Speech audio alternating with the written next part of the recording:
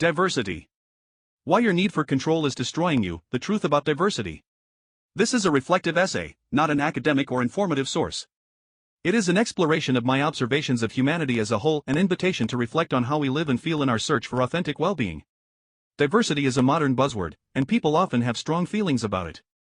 When a concept generates such intense reactions, we tend to confuse what it is with how it makes us feel. When combined with prejudices regarding gender identity or race, exploring this topic can feel like navigating a minefield. So, let's explore it together. By dictionary definition, diversity is the condition of having or being composed of differing elements.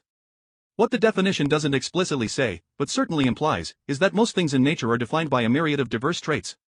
Despite the common phrase like 2 drops of water, nothing in nature is truly identical.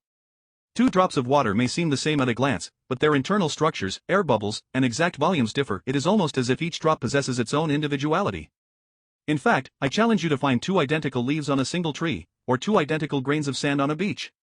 My mother, who was deeply religious, once suggested that God hates uniformity. Looking at the unique nature of every being in creation, I find myself agreeing with her. Uniformity is a mental construct, a way to simplify our perception of the world. We don't need to see the fine detail of 2 grains of sand to say, it's just sand, yet we often fall into the trap of believing all sand is equal. In the abstract systems we create, such as rules and laws, we are required to group things together to establish order. However, when this grouping becomes inefficient, we begin to perceive difference as an obstacle. We then react with resentment toward the things we identify as different from ourselves.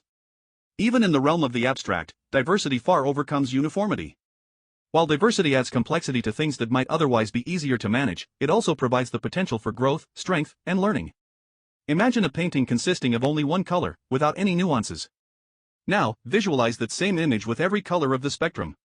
The added colors create a more complex picture, but one that is much closer to reality. If art feels too subjective, consider a more tangible example. Imagine a library containing 10 million books, but every single one is a copy of Chemistry for Beginners. Does it matter if that library grows to 100 million books?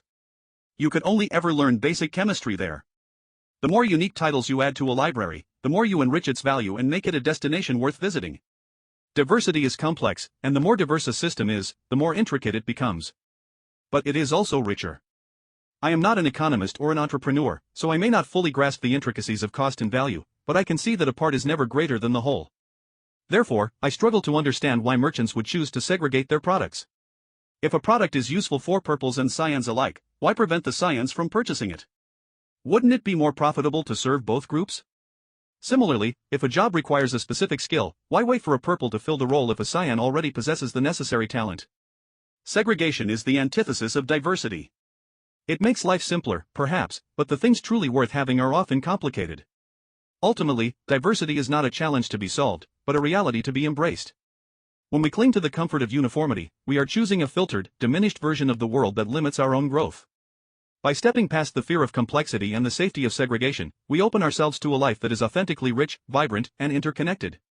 The choice to see the world as a collection of separate parts or as a magnificent, unified whole begins with how you decide to perceive the person standing right in front of you. Remember, the power is yours.